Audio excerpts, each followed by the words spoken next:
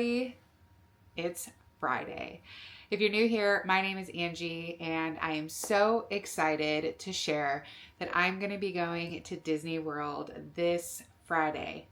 So a week from today, I will be in one of my favorite places in the whole entire world. A little bit about me. I was born and raised in Tampa, so I grew up going to the park since Orlando is just about an hour away. I live in South Carolina now with my husband and my 4 children, Jonah, Lily, Ellie, and Bo. And I am going to Disney World solo. Sorry, I have something in my eye. So that means no kids, just me. No general expectations, no pleasing anybody, and I cannot be more excited to just do what I want when I want. Does that make me selfish? I don't know, but I'm gonna be in my solo Disney mom era next weekend. So, with all of that said, I just kind of wanted to share a little bit of kind of my overall packing process. And I also have my park bag here kind of ready to go in a way. I think I might be missing just a couple things, but overall, whether I am going to Disney or whether I'm going to Thailand or whether I'm going to Japan, you name the place, my packing process is pretty much the same. So I'd love to share that with you guys a little bit today. First things first, before I go on any trip, I have like a little board in my room, and my husband and I use it just to kind of make sure that we're on the same page. And on that board, it'll have our trips on there, our to-dos, our family to-dos, our individual to-dos, but it's basically a year at a glance. And it's a really, really awesome way for us to kind of stay on the same page with things. But for my trips, whether they're a week long or whether they're a weekend long, I lay out everything by day, and it makes it so much easier for me to kind of figure out what to pack. So knowing that I'm going to go from Friday to Sunday, I wrote down Friday, Saturday, Sunday on the board, and I specifically focus on the weather. So knowing what the weather is going to be like, and sometimes Florida can be a little unpredictable, especially if you're traveling in the summer. But I need to make sure that I know what the weather is so I know what to pack and I can dress accordingly. So right here, I'm going to kind of put a little bit of breakdown of what the weather is going to look like on Friday, Saturday, and Sunday. So as far as the weather is concerned, I feel like it's going to be pretty chilly. Nothing like it is in South Carolina right now. In fact, we're supposed to be getting some snow tomorrow. So it's going to be a little bit of reprieve of the super cold weather, which I'm excited about. But on Friday, I'm going to be going to Magic Kingdom, and it looks like as of right now, I know we're a week away, and I will keep kind of checking and making sure, but there shouldn't be too much deviation. But on Friday, the high is going to be 60 degrees and the low is going to be 40. I plan on staying at the parks until they essentially close. I'm going to make the most out of this solo trip. So knowing that it's going to be 60 to 40 degrees, that difference is a little drastic in my opinion, especially Florida. Cold is humid, so it tends to be a little bit colder, or it feels colder in my opinion. So knowing that it's going to be 40 degrees kind of at night, I want to make sure that I pack accordingly and warmly. I don't want to end up having to spend $50 on a sweatshirt at the park unless I absolutely, need to. And I mean, let's be real. Sometimes I do regardless because they just have cute things, but my goal is to not necessarily have to do that. So high of 60, low of 40. And on Saturday, it's going to be a little bit warmer. The high is going to be 66 and the low is 43. And then on Sunday, the high is 63 and the low 41. So nothing too drastic in temperature change from Friday to Sunday. So my goal is to essentially wear like a t-shirt and either a jean jacket or a crew neck or hoodie on top, and then maybe some leggings or shorts. I'm not sure. Probably pack some shorts during the day because I think 60 degrees is beautiful weather. And I like run hot blooded. Is that the term? I'm postpartum. My son is like almost 4 months old, but I run hot. And so I just don't want to be hot at the park if I could avoid it. So I'm probably going to wear shorts to the park and then bring a pair of leggings in my bag to change into at night if I get cold. That's the plan. I could always run back to the resort and change there, but I don't necessarily want to do that. But either way, before I pack for any trip, that's kind of the process that I do first and foremost, is to break it down by day and figure out what the high and the low is for each day that I'm going to be traveling. Obviously, if it's going to be raining or whatever, I will bring a rain jacket, appropriate shoes, a mini umbrella, but thankfully there's no rain on this trip and the weather is going to be beautiful. Now, outside of that, as far as packing is concerned, I haven't set aside too many outfits yet because we're still a week away. And I will tell you, notoriously, I am a procrastinator when it comes to packing. I live for it. I don't know why, but I love waiting for the last minute to make sure that I have absolutely everything that I need, the day before, and I don't get there and forget something. And that's just how my brain works. Any other procrastinators out there? So I'm going to try my best to maybe pack a little bit before I normally do. Things are a little bit different these days with 4 kids. So I'm probably going to have to pack whenever I have the time to pack. But either way, I'm going to put my packing list here. I kind of break it down into categories. So, the first category, electronics, for example, and I will list every single possible thing that I can remember to bring that I will need for that specific trip. So my phone charger, my Apple Watch charger, my power bank, which is going to go into my park bag, my Sony camera and extra batteries, my DJI Osmo that I'm actually recording on now, my iPad. I love to make sure that I have my iPad just in case I, need to attend to something, or if I'm at the airport and I want to watch a movie. iPad is basically non-negotiable for me. Also my AirPod headphones, my Kindle. I am an avid reader. I taught English for 13 years and I was an English major. So reading to me is just necessary. So having my Kindle, and I think I'm even going to bring my Kindle into the parks this time because I am going solo. If I happen to go in a line that's like a 15-minute queue, I might just pop out my Kindle and read a little bit. That sounds glorious.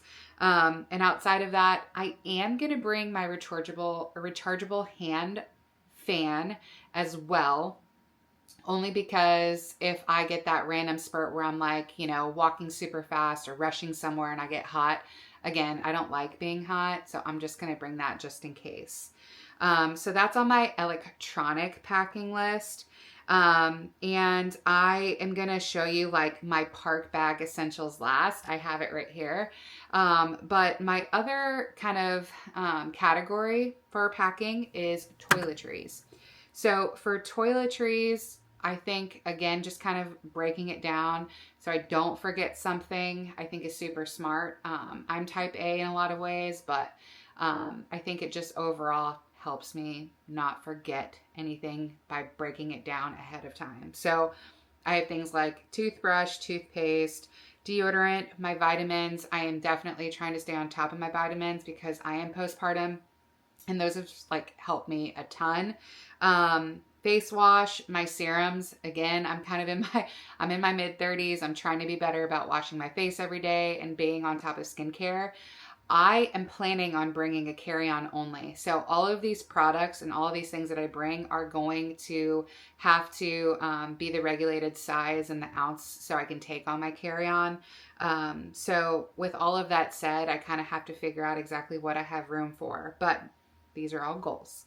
My serums, my perfume. I'm really into Dossier. I think it's the vanilla almond. I'll have to double check, but I'm obsessed with that scent lately. My hairbrush, my razor, makeup, hair tools. I'm kind of very minimalistic when it comes to makeup and hair. My hair is naturally curly. I don't really do much to it. So I just need to like kind of bring a straightener to just make sure that like the frizz is gone, especially in the front. Puerto Rican hair here, but as far as that is concerned, kind of minimal on that end. And then last but not least, my wrinkle release spray.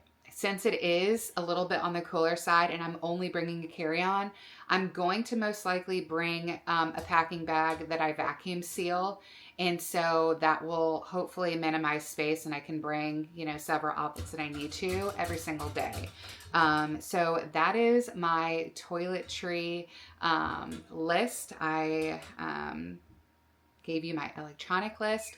And last but not least, to kind of conclude this fun, short little video, I want to go through my park bag just to kind of share what I love to have in my park bag when I'm at Disney. And then hopefully within the next couple days, I can show you guys a little bit more of how I pack my carry-on to make the most of its space. So stay tuned for another video. But here is everything in my park bag. Okay, so I just got this bag. Well, not just got it. I got it a little while ago, but I haven't used it yet, and I am so excited for it. I'm normally a Stony Clover girl. I love their backpacks, and I love their crossbody bags. But I find that the things that I need to take in the park these days don't necessarily fit in them. So for this trip, I want to make sure that I have absolutely everything that I need. And this bag fits everything perfectly. Here's a little close-up of the bag and the pattern. It's got a cute little Mickey keychain on there. But this is from Main Street Magic Co. I think that they are on sale right now. When I got it, it was not on sale. I think they had just released it. So I definitely paid full price for it. But this is the bag that I plan on taking with me. Again, it kind of fits everything I need without being, you know, too big like a backpack, or too small like a crossbody bag. So I'm just going to kind of go in here and pick things out one by one and share what I have in here. First things first, I love my dip sunglasses. These are the Star Wars sunglasses. I am obsessed. They fit so well with my ears and they don't give me headaches. I can definitely link these up for you in my like to know it, but I am obsessed with these and I bring them every time I'm at the Disney parks. What's next? Okay, so I always have to make sure that I bring my traders with me. So I always have the small pin folio, little like boards, and I can put pins on the front and the back and bring whatever I want to trade at the parks on this board and not go overboard because pins can get really heavy. My magic band, this will be on my wrist, but I have it in my park bag now because I know I don't want to forget it. But this is super important for me just because I don't want to take my phone out or take out my my card every time I want to get on a ride or enter the park. Okay, I got my fan. I have gone through some hand fans.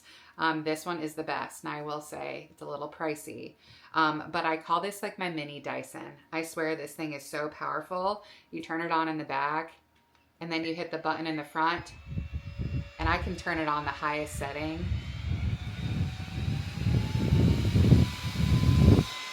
And it's at 78 right now. Can you hear that? Nuts. This thing has basically, just short story and sidebar. I went to Disney when I was uber pregnant with Bo. We went to Disney in July. This basically saved me from passing out. Florida summers are brutal, and the fan helped me out so much. Again, I know I'm probably not going to necessarily need it this trip, but I'm going to bring it just in case.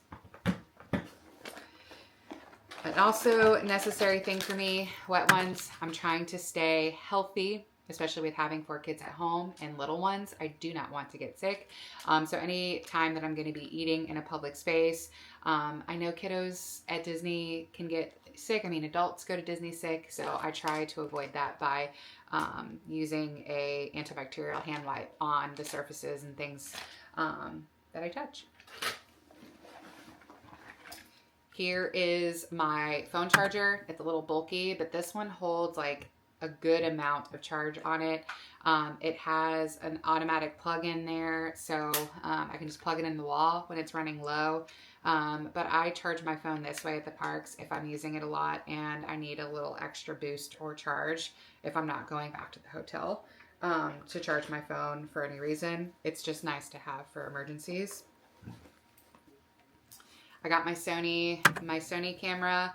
I have just been loving the romantic, I guess, sense of just taking a photograph with a camera and not your iPhone. So I have this camera. I've been using it a lot with my family, and I'm excited to take some pictures with it at the park and kind of just using my phone for communication and simply that, and using my Osmo for anything else that I want to film for YouTube or social media.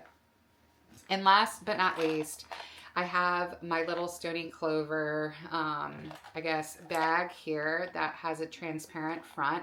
And in this bag, I'll keep all the little things that I don't really want to get lost into the abyss of my bag. I have a little thing of hand cream because the water, I feel like, dries out my skin. So I love making sure, excuse me, that I have lotion after I wash my hands. I have Touchland hand sanitizer, Mickey edition. Again, making sure that my hands are clean and sanitized as often as possible. I got chapstick, especially in the winter. I know in Florida not so much, but in South Carolina the air is kind of on the drier side, so want to make sure that I have that just in case I have chapped lips. A little mini deodorant because homegirl does not want to be stinking up anything or anywhere that I go. This cute little native deodorant is perfect, especially to fit in my park bag. If I'm wearing shorts, I definitely want to bring my Thigh Rescue by Megababe. This thing has saved me from chafing. I am on the curvier side, so my thighs do touch when I walk. And I'm just going to say it like it is. And so this is something that definitely helps me prevent that. And it's truly been a saving grace. I love that. Also, some Sol de Janeiro. Again, just to kind of give yourself like a midday spritz. If your perfume kind of runs out, I like to basically have this just to make sure I'm smelling good throughout the day. This is scent 68. Compliments of my daughter Lily. She's obsessed with all the Sol de Janeiro numbers. I think she has every single one, but she gave this one to me to have, which I'm very thankful for. I like to have some mints in my park bag as well. If I'm eating something or if I have some bad breath, sometimes it like kind of curbs my my sweet treat kind of cravings. I love to have mints with me at all times, and I got these from Trader Joe's. They are kind of comparable to Altoids. They are on the stronger side, but I really like them. And last but not least, I always carry some like liquid IV or some Propel packets with me. I think hydration is super important, especially if you're walking around all day. So I love to have either Propel or liquid IV with me in my park bag so I can pop it in a water and just make sure that I'm staying hydrated. I don't feel sick or lightheaded. So that is what I have in my park bag. I might add in a couple things here and there, but those are the staples, the foundation of what I typically do have when I go to the parks, which is quite often. So I wanted to share that with you guys. I'm super excited about my trip coming next week, and I can't wait to eat all the snacks and visit all my favorite parks and ride rides again. I haven't been back to the parks since I was pregnant last time, so I couldn't ride anything. I'm so much looking forward to riding Guardians of the Galaxy, all of the things. So Anyways, thanks for watching and thanks for being here. I cannot wait to continue to do these kind of videos. They make me so happy. But again, I am going to kind of take you through my packing process and hopefully show you guys some of my outfits and just take you along for the ride. So thanks again for being here. Feel free to like and subscribe, and till the next time. Bye.